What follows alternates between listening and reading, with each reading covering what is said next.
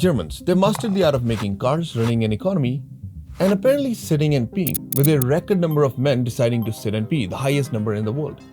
In today's video, we won't be looking at a single man sitting and peeing, but instead at the German economy. It is the only developed country with an economy that still depends on manufacturing and international export, with the second biggest trade surplus right after China. My name is Gary and you're watching The Breakdown Show, so let's get started. Germany is the third largest economy of the world. Out of all the G7 countries, Germany and Japan are the two countries that have been able to maintain their manufacturing industry. Meanwhile, every other country has been losing ground to China. This manufacturing marvel is a two-part story with its beginnings in the post-World War II Germany. You see, right after World War II, Germany was divided into East and West, and both these Germanys had a very different road to an economic recovery. West Germany was under the control of Allied forces, and under the Marshall Plan, the Americans gave them $15 billion or $173 billion in today's money, with the hopes of rebuilding the economy. However, it wasn't just the influx of money that was responsible for a recovery. You see, West Germany was concerned about the spread of communist ideology and the workers rising up. So they decided to marry the free market capitalism with social welfare policies, giving birth to social market economy, or Rhine capitalism as it's known today. The system has been so effective that they're still using it to this very day, way past any of the communist threats that were around. Under this economic principle, businesses operate without any influence from the government and compete with each other. But at the same time, worker rights are very well protected, ensuring stable wages and job security.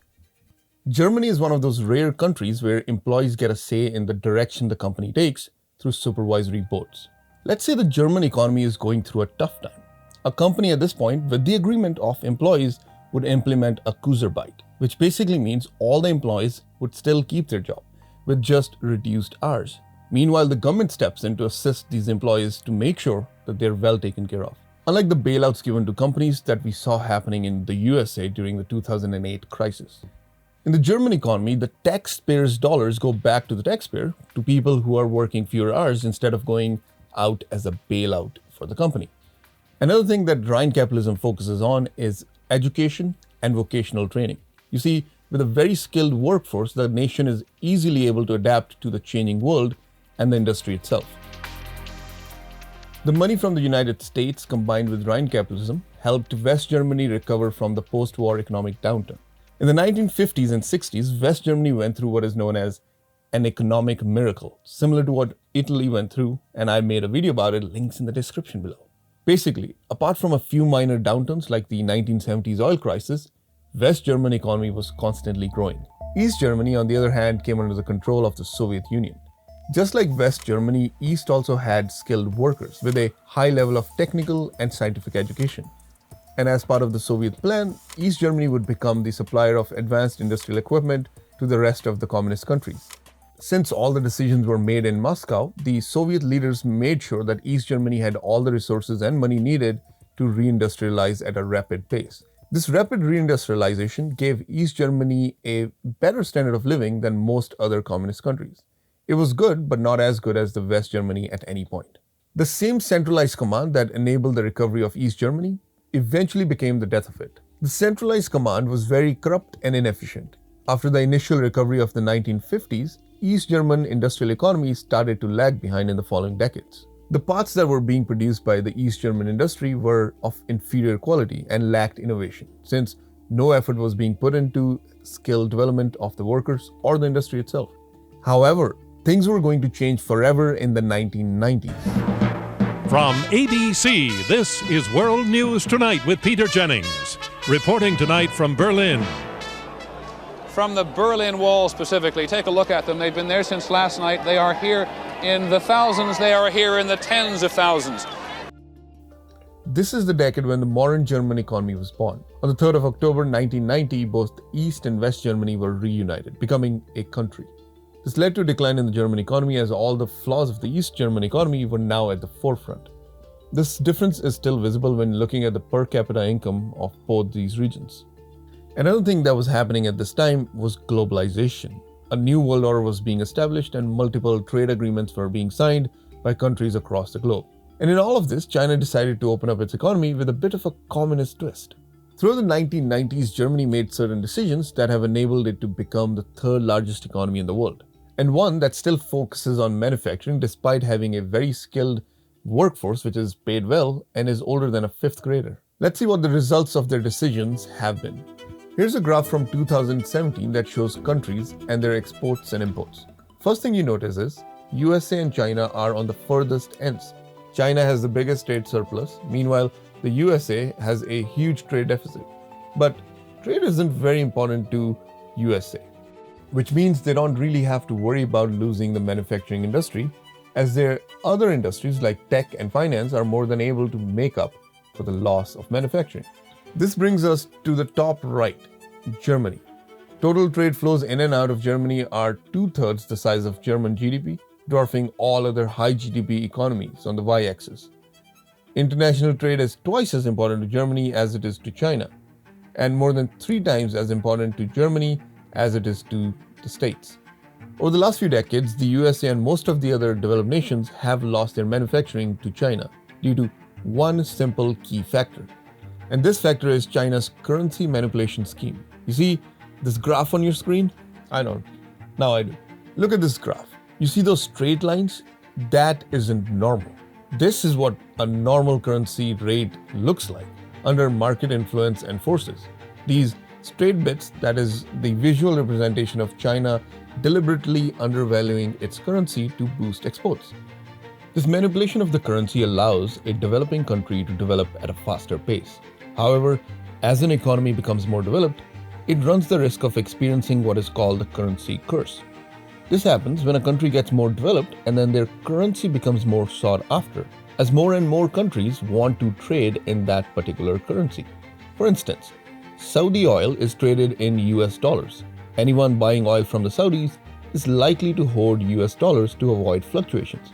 This hoarding then drives up the value of US dollar and US products. Meanwhile, very early on, the Communist Party realized this big issue which their growing economy was going to face. And to keep the Chinese products cheap, the CCP has spent literally trillions of dollars to manipulate their currency exchange rate.